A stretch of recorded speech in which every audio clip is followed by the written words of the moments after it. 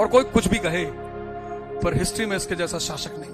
बहुत शानदार आदमी, कोई कुछ भी कहे, पर टैलेंटेड लोगों को अपने साथ रखा, इर्रिस्पेक्टिव ऑफ रिलीजन। वो नवरत्न जो है, नवरत्न जो उसकी, इर्रिस्पेक्टिव ऑफ रिलीजन, कहता मुझे योग्य आदमी चाहिए, और सुनता है। ऐसे नहीं कि नहीं सुनता, सुनता है, ध्यान देता है। भाई जो भी दिल्ली की गद्दी पे बैठेगा उसको गुजरात जाना है, और दिल्ली और गुजरात के बीच में राजस्थान, और राजस्थान मतलब वॉर, टरेन ऐसी है, राजपूतों का इलाका, उनको लड़ने में मजा आता है। राजपूतों को जैसे मराठों को आता है लड़ने में मजा, ऐसे उनको भी आता है। उनकी टरेन ऐसी है, डेजर्ट, और राजपूतों ने सबको परेशान किया, अकबर को भी किया। अकबर ने कहा यार ये राजपूतों को क्या चाहिए यार, बोले साहब इज्जत चाहिए, कहा दे तो बोरे में भर के। इज्जत कौन सी कमोडिटी है? कुछ चीजें जिसको देने में पैसा ही लगता है, उसमें से एक चीज इज्जत है। तो इज्जत सबको चाहिए, विनोद को भी चाहिए, बनराकस को भी चाहिए, और सचिव जी को भी चाहिए। विनोद को कुछ ज्यादा ही चाहिए कि साला बड़ा आदमी बनता है, कभी चाय पानी हम लोगों से नहीं पूछता है। कैसे बड़े आदमी, विधायक के घर जाके विनोद को सेंसिटिव, विनोद सेंसिटिव आदमी है, पूरा पंचायत सीजन 4 उसी के नाम पे है। अरे बोला दे दो राजपूतों को इज्जत, और क्या चाहिए? बोले साहब इनको लड़ना है। अरे बोले तो बड़ी अच्छी बात, राजपूतों की पोस्टिंग कर दी अफगानिस्तान में, अब अफगानी को भी लड़ना है, राजपूतों को भी लड़ना है, दोनों लड़ रहे। अकबर अनारकली का डांस चल रहा है, इसको बोलते हैं दिमाग। अपने दुश्मन को अपना दोस्त बनाकर उसको इस्तेमाल करना, अपने दुश्मन को अपना दोस्त बनाकर उसका इस्तेमाल करना अपने इंटरेस्ट के लिए। इससे बड़ा भी कोई दिमाग हो सकता है?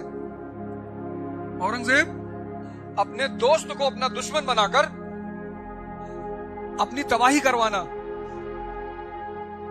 जिस दिन मुसलमान इस आदमी को पढ़ लेंगे, मस्त आदमी, होली खेलता है, कहता है यार रंग भी तो अल्लाह ने बनाए हैं। मौलाना को बुलाया जरा, मौलाना बनाया हुजूर रंग नहीं कैसे? कहा क्यों, कहां लिखा है? कुरान में लिखा है? नहीं वहां तो नहीं लिखा है। हदीस में? कहा नहीं।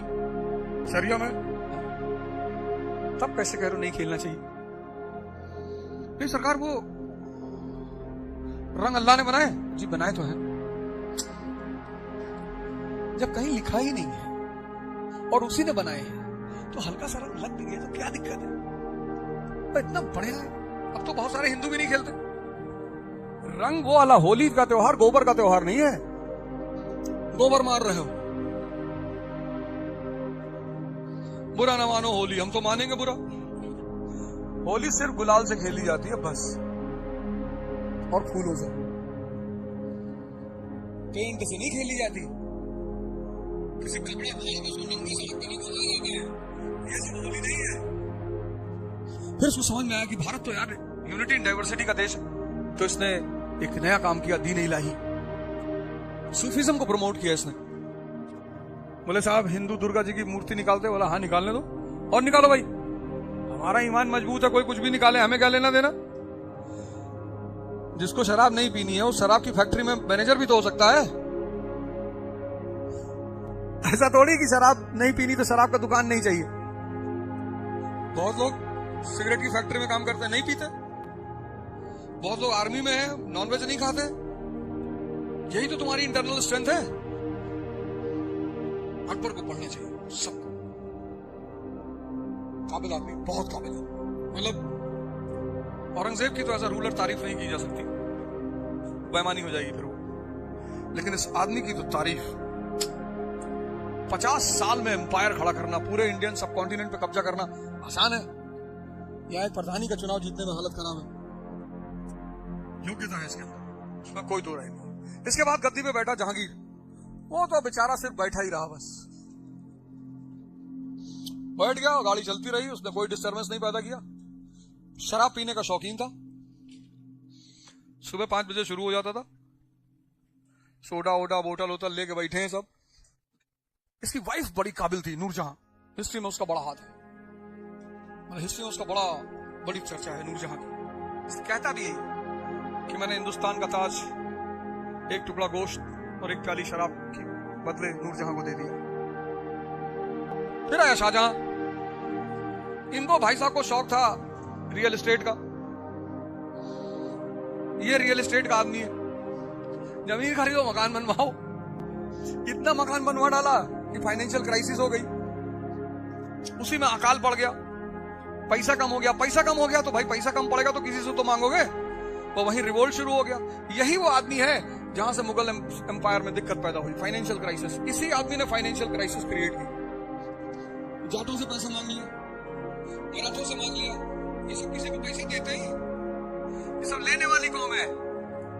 ये पैसा देती होती नहीं किसी को, तो जब जबरदस्ती मांग लिया तो झगड़ा शुरू हो गया। और इसी समय डेक्कन में एक आदमी पैदा हुआ, छत्रपति शिवाजी, विजनरी। मराठे मुगलों की आर्मी में भी थे, मराठे बीजापुर और गोलकुंडा की आर्मी में भी थे।